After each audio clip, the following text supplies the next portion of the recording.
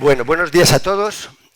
Os tengo que confesar que esta mañana, y esto es así, decidí cambiar la introducción de esta presentación, de esta charla. Os tengo que confesar algo. Soy una esponja. Me he tirado toda mi vida aprendiendo como una esponja. Toda mi vida, siempre. Lo para que he aprendido como una esponja de forma selectiva, no de todo. Si tengo una característica fundamental es que soy y siempre he sido muy pragmático, y aprender todo de forma indiscriminada no tiene sentido. Lo que he hecho ha sido ir buscando lo que más me interesaba y aprender mucho, sobre todo de los demás, que esos son los que mejor y más te pueden enseñar. Me considero un ser muy afortunado, un privilegiado. Me ha ido bien toda mi vida a nivel personal y a nivel profesional, y tengo que reconocer que he tenido también mucha suerte. Bueno, esta historia empieza hace 40 años. Acababa de acabar la carrera de lo que ahora es ADE y también el servicio militar, aunque ahora mucha gente esto ya no sabe lo que es, a mí me tocó hacerlo. Y estaba aquí en Santander, en mi casa, en la de mis padres, y me llama mi mejor amiga de la facultad para decirme que la gente de Arthur Andersen, que era por aquellas fechas la compañía de auditoría y consultoría más grande del mundo, había colgado unos anuncios buscando gente porque estaba abriendo oficina en Oviedo, donde yo había estudiado el final de la carrera. Y me dice, oye, mira, luego, si quieres te paso la información, pero apúntate porque tiene sentido, yo creo que tú eso te puede venir muy bien, etcétera. Y entonces yo en medio segundo pienso en mi expediente. Os lo creáis o no os lo creáis, es un expediente normal, normalito. Acabé en febrero, yo creo que esto ya no se estila. Y le digo, no tiene sentido perder el tiempo, ir a Oviedo, hacer muchos tests y entrevistas, y luego al final van a ver el expediente y no voy a ningún sitio.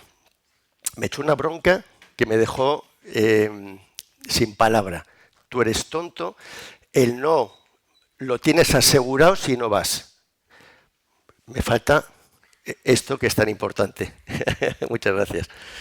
Lo tienes asegurado si no vas, pero si vas, las posibilidades de que algo pueda pasar se incrementan muchísimo.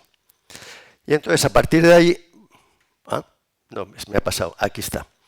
Y a partir de ahí, este ha sido uno de mis principales guías en mi vida. No se puede decir que no a las cosas, hay que intentarlo. Si luego es que no, será que no, pero hay que intentarlo repetidas veces, porque muchas de las veces que tú dirías que no han salido positivas y has conseguido muchas cosas.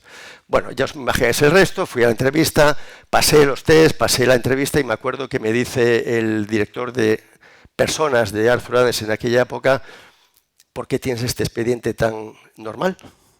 O sea, lo cual tenía razón yo en aquel momento.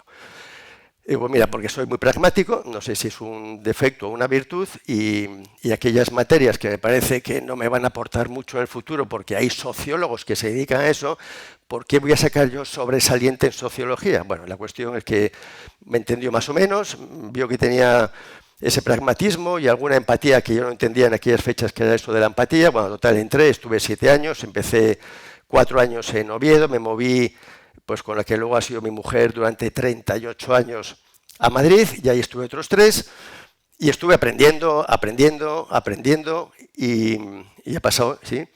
Y yo empezaba a notar que el aprendizaje se empezaba a ralentizar y que necesitaba un cambio. Yo no soy, antes mi antecesor ha dicho que le gusta hacer cosas nuevas y distintas y retos. Bueno, a mí estar en la zona de confort mucho tiempo seguido me aburre. Bueno, pues estuve buscando y durante un par de años al menos no encontraba algo que me gustase, y finalmente pues apareció la oportunidad de ir al banco en el que luego estuve 25 años.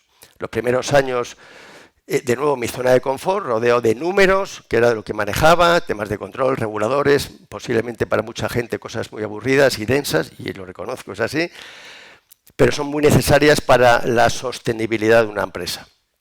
Y luego llega, porque la industria financiera en este país es una industria muy poderosa, yo os diría sin duda, porque, y tengo información para poderlo decir, que es el país con mejor industria financiera de Europa, sin ninguna duda, y conozco bien Estados Unidos, porque tuvimos allí un banco mucho tiempo, incluso incluyendo Estados Unidos, Y esto ha sido a base de ir creciendo, comprando empresas, integrándolas y haciéndolas cada vez más fuertes. Y en aquel momento pues, se cruzó BBV, yo estaba en Argentaria, yo estaba en el banco pequeño, se produce la fusión y empezamos con el típico proceso de peleas, culturas muy distintas, la gente peleándose por los despachos, los puestos, los espacios, los títulos, las posiciones. Y finalmente, normalmente el grande se queda con las cosas que más le apetecen y le apetecía más el mundo de los negocios, y el pequeño pues nos quedamos con los temas de soporte. Con lo cual ahí de nuevo tuve suerte, volví a ser un privilegiado y me tocó liderar la parte de los números. Bueno, pues muy jovencito ya estaba en el comité de dirección de este banco, que era en ese momento el banco más grande del país, y ahí empezó la fusión. Y las fusiones, los que hayáis vivido alguna experiencia de este estilo, son fusiones duras, culturas muy distintas, muchos egos. El ser humano somos gente muy especial, muy distintos unos de otros. Y hay un momento, y ahí es cuando cambia, yo diría, de verdad, mi vida profesional. Un día les da por decirme que, claro, en aquel momento era el director financiero del grupo, y les da por decirme que a partir de este momento te vas a encargar de gestionar las personas que hay en este grupo. Estamos hablando de 112.000 personas, si mal no recuerdo, estábamos en 11 países. Yo me acuerdo que llego a casa, le digo a mi mujer cariño, o algo parecido, supongo que le diría, y me ha mandado una señal de que me vaya preparando las maletas porque mi vida ya profesionalmente aquí tiene poco sentido. Acordaos que hace unos cuantos años el mundo de las personas era un mundo poco bien visto, era como muy burocrático, te hacen la nómina y te bajan el sueldo y te echan a la calle y cosas de ese estilo, y yo de eso no tenía ni idea. Y bueno, ¿qué decidí? Después de una noche dándole vueltas, supongo, ya no me acuerdo muy bien, durmiendo y teniendo pesadillas, que lo que iba a hacer era dedicarme a conocer toda la gente, la mayor parte de la gente posible que pudiera, de todo el grupo. Y bueno, en los primeros 3 años viajé como no os podéis imaginar, yo que sé, 2/3, 3/4 de mi año me dedicaba a viajar por todos los países. España lo recorrí 2 veces todos los territorios, en México. Y, bueno, fue muy intenso, pero fue muy provechoso.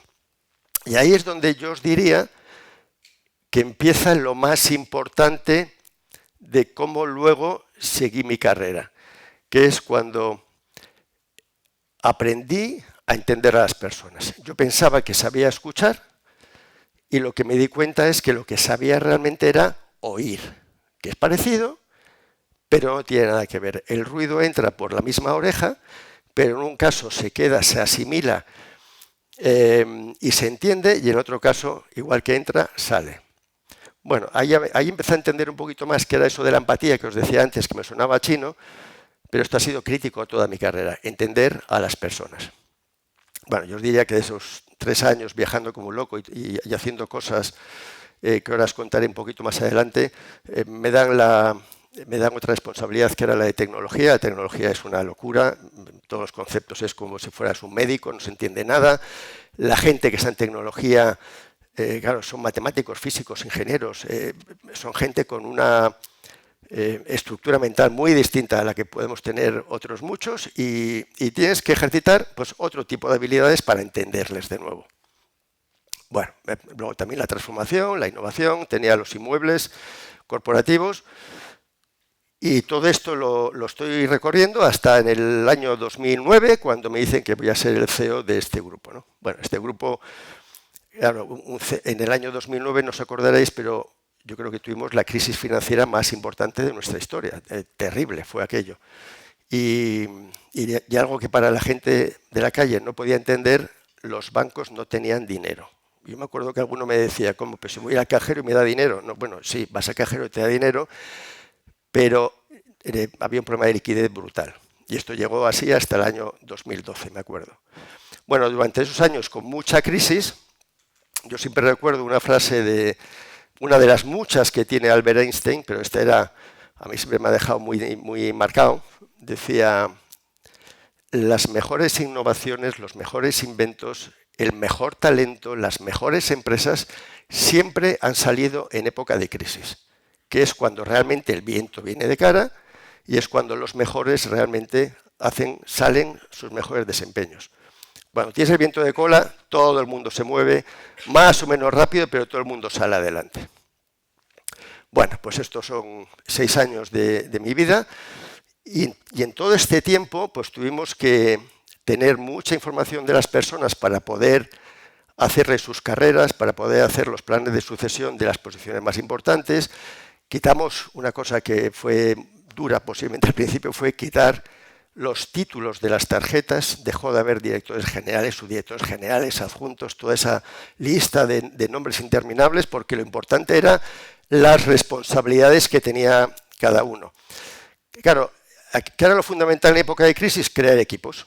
Esto era crítico, y para crear equipos hay muchas veces que hay gente que dice, no, lo importante es tener un buen líder. Bueno, con un buen líder corres el riesgo de tener una autocracia instalada en tu empresa. Aquí lo fundamental es desarrollar muchos líderes. Cambia completamente la empresa. Esto te da la posibilidad de tener una superempresa. Por tanto, lo que hicimos fue lanzar también muchos programas de liderazgo, programas que no se estilaban en aquel momento aquí en España y que fueron los programas de formación más exitosos con diferencia del banco. Bueno, la tecnología que os voy a contar, la tecnología, éramos más de 50 bancos en la historia de este banco, teníamos no sé cuántas plataformas, no sé, por poneros un ejemplo, las aplicaciones de hipotecas podían ser más de 50, cada banco venía con sus aplicaciones y todo eso había que unificarlo e integrarlo. Bueno, eso nos llevó pues fácil 7 años, nunca se acaba, y fue cuando empezamos a hacer las webs y las apps que hoy todos conocéis, obviamente ahora mucho más y mejor desarrolladas.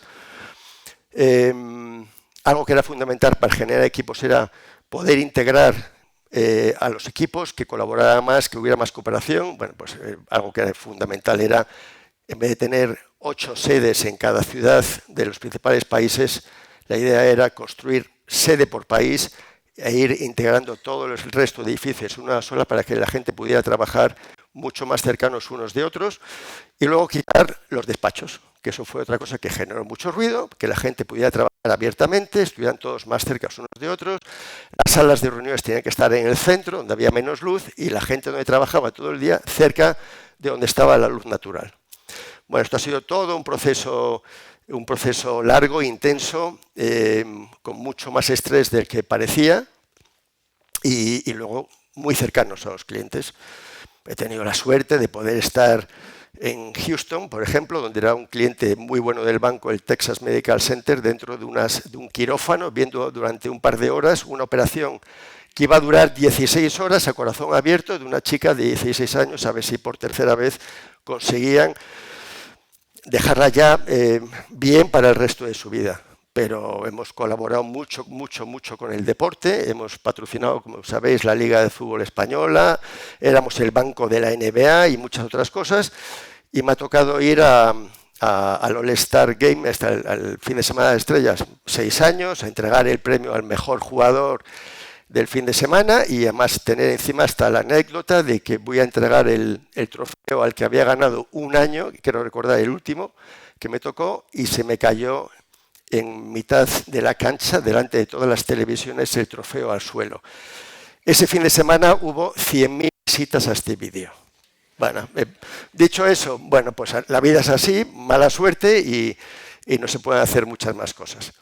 Y luego, para acabar, lo que sí os podría decir es que no es posible tener solo esta vida si no tienes otra vida adicional. Tienes que tener otras actividades, tienes que tener hobbies, es fundamental para poder compensar el estrés que tienes en este lado. Y pues yo calculo como en el 2008-2009 me dio por empezar a correr por todas partes. Me acabé haciendo 16 maratones en diferentes ciudades del mundo. Nueva York para mí sigue siendo el top, sea muy complicado, pero es más espectacular. Y como la familia ha sido siempre para mí un sostén, mi familia directa, mi mujer, mis hijos, mis sobrinos, mis amigos, algo que también empecé a hacer es, bueno, hemos hecho toda la vida, es viajar a lugares distintos. Y entre los lugares distintos hemos ido al Himalaya 3 veces, hemos pasado de 6.000 metros un par de veces, y esta foto no me he resistido a ponerla porque me parece izquierda espectacular. Bueno, yo espero que de todo esto que os he dicho, que ha sido mucha información y muchas pistas, saquéis y extraigáis lo que más os apetezca y daros las gracias por haberme prestado atención en todo este tiempo. Muchas gracias.